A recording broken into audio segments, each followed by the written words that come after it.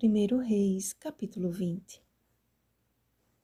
Foi-se o rei de Israel para sua casa, desgostoso e indignado, e chegou a Samaria. Versículo 43. O exército da Síria tornou-se um dos maiores e mais fortes daquela época.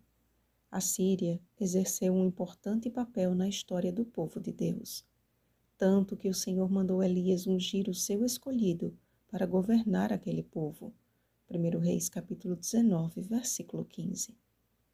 Algo inusitado, já que os profetas de Deus eram enviados por ele para ungir os reis de Israel e não das nações pagãs.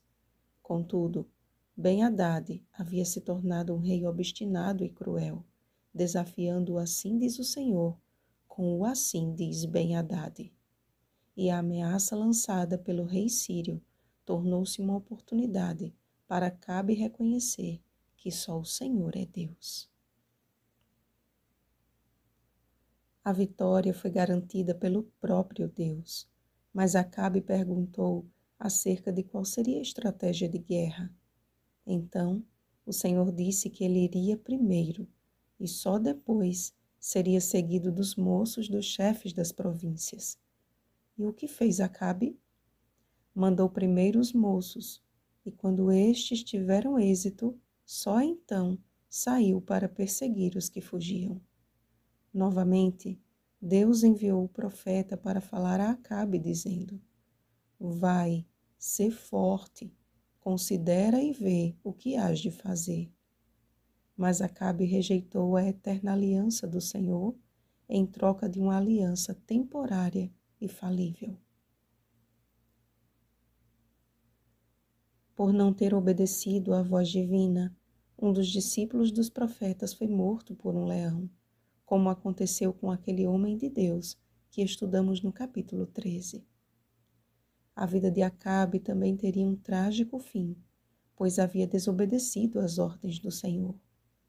E a reação dele confirma a sua condenação. Ficou desgostoso e indignado, ou seja, não houve arrependimento algum. Pelo contrário, endureceu o coração e voltou para os braços de sua esposa idólatra. Está escrito que Satanás anda em derredor, como o leão que ruge procurando alguém para devorar. 1 Pedro capítulo 5, versículo 8. Por vezes, ele disfarça seus agentes e seus meios, e as circunstâncias nos levam para caminhos tortuosos. Precisamos conhecer quais são os nossos deveres diante do Rei do Universo, Eclesiastes capítulo 12, versículo 13, e observá-los para a conservação de nossa própria vida. O que acontece com aquele que transgride uma lei de trânsito? Deve arcar com as penalidades. E com quem transgride a lei penal?